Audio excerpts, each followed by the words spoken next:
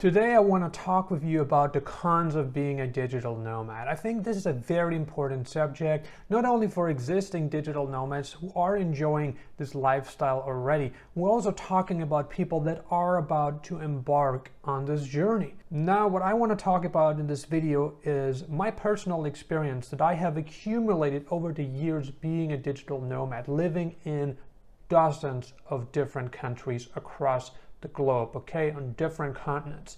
This is my personal experience, and I'm very excited, very passionate to be sharing the truth with you today. Being a digital nomad is not easy. It sounds like it is the best thing ever, which it is. However, there's nothing without cons, without downsides, without things that can go wrong, without difficulties. The first big con of being a digital nomad is that you don't have a home. And when we talk about digital nomads, like the real digital nomads, we talk about people that move like water, okay? They are 2 to 3 months in Mexico, okay? Then they move on. Maybe they go back to the States. They spend another 1 or 2 months there. Guess what? What's going to happen after that? They are going to take a flight to Europe, spend another couple months there. So they're always traveling. They're always moving. They don't have a real home. And the problems associated with not having a real home are actually pretty obvious. First of all, you don't really have that comfort zone. If you don't live in a place for a long period of time, you always feel like, there's something missing. You don't have peace. You don't have peace. You don't have calm. And it's a problem for people because we all need to have some level of comfort in order to function well. Now, there's a couple things that you can do to eliminate this problem. And what you can do is just stay in places for longer periods of time. So instead of moving every other day, every other week, or even if you are used to staying a month or 2 months in a given place, try to stay for longer periods of time. Try to stay, I'd recommend, for 3 to 6 months. Because 3 to 6 months, you're probably familiar that it takes 21 days to create a new routine. 21 days. So if you only stay in a place for 2 weeks, guess what? You're never going to manage to create a new routine because before the new routine kicks in, you're already gone. You're already on to the next place. This is something that a lot of people miss out on, and because they miss out on it, because they don't think about it, they are never as productive as they could be. Second problem is the lack of focus. Now, what do I mean by lack of focus? Well, it's pretty obvious. You're going to a new place, guess what's going to happen? It's exciting, You want to explore the culture. You want to meet new people. You want to try new foods. You want to go for sightseeing. You want to go to the beaches. You want to have a blast.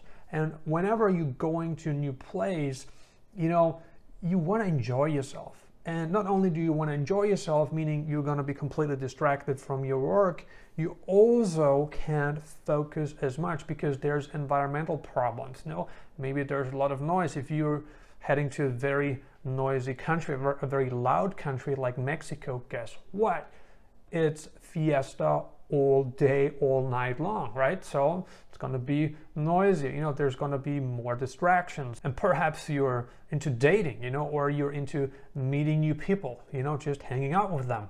And that also takes your focus off your business. It is definitely more difficult to make friends as a digital nomad, especially as a nomad that likes to move quickly from one place to the next. Because guess what? There's people that may also only spend a couple of weeks, maybe a month or 2 months in a given place.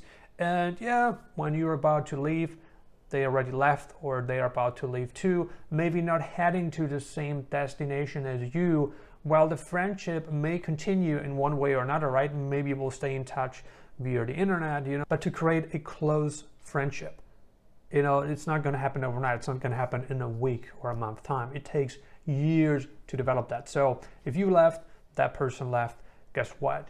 You are distant from another.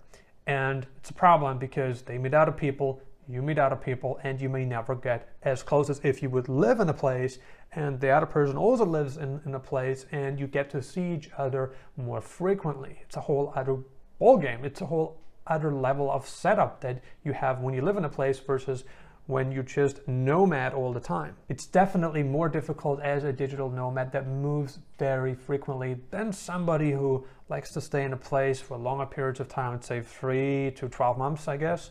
You know, that person has a much easier time making friends because they go to the same places all the time, they see the same people all the time, and a lot of the locals, you know, they're not going to be as open, they're not going to be as receptive, you know, if they only saw you a couple times and then you're gone again, or you tell them, hey, you know what, I'm only here for a couple of weeks, maybe a month or so, and then I'm off to the next destination. If they know that, you know, they won't even make an effort to get very close to you because they know you won't be around for too long. However, if, you know, you see that person over months and months and months and months and months, guess what's going to happen? They're going to open up more to you. They have more comfort. They feel more comfortable with you because they know, hey, he's probably staying here for the long term and I can make friends with him. I can share more with him. And that's why being a digital nomad can be really difficult at times. A super important con that not a lot of people talk about is the financial requirement for retaining the digital nomad lifestyle. It takes money to be a digital nomad because nomading means you're switching locations every other week, every other month. In order to do that, you need to have a decent budget. Doesn't matter where you go. You know, there is travel expenses, okay?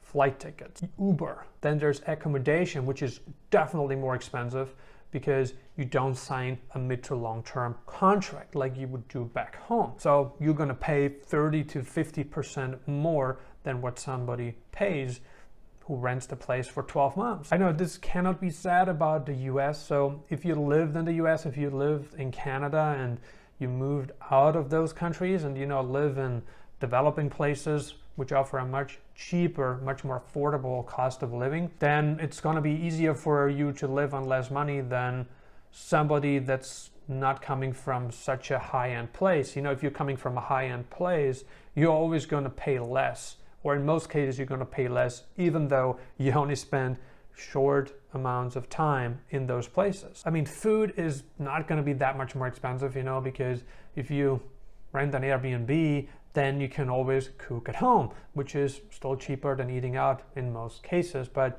being a digital nomad is all about enjoying the lifestyle. It's about, you know, you spending money. It's about you living the travel lifestyle. And in order to live the travel lifestyle, you do need more money than the average person. The most important con, that is absolutely the most important con that is so often not discussed, which is visas, the visa situation in countries, which is becoming more difficult lately, especially in certain Latin countries like Mexico. It used to be that you can go to Mexico, you can live in Mexico on a tourist visa, and so many people have exploited the system. You know, they just went to the country, they got a visa for 180 days, and guess what? They left towards the end, you know, right before their visa expired, maybe went back home for a couple days, maybe did a border run, came back into the country just a few days later, and guess what? They got a new 180-day visa.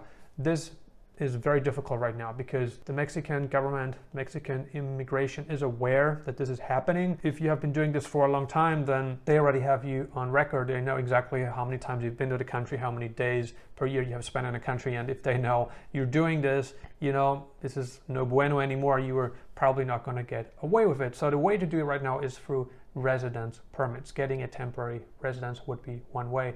And the reason why it's getting a little bit tougher in Latin countries is because Southeast Asia has been really closed. And not only because of Southeast Asia, but a lot of people are leaving the West. You know, they want to move to countries where they have more freedom. And the Latin countries offer that. And many people are going to Eastern Europe too. But still, Mexico is like the number one country that North Americans choose. It's definitely more difficult, but you have other options. You have Colombia, you have maybe the Dominican Republic, Costa Rica, you know, you have a lot of other countries where you can still possibly live on a tourist visa. It's not going to be as easy anymore, but at least there are other options than Mexico. So just keep that in mind. I mean, if you just want to be a digital nomad for a couple months a year, you should be fine. You know, you go to Mexico, you get 180 days and, you know, maybe then you go back home, spend the remaining of the year there. Shouldn't be too much of a problem, I guess.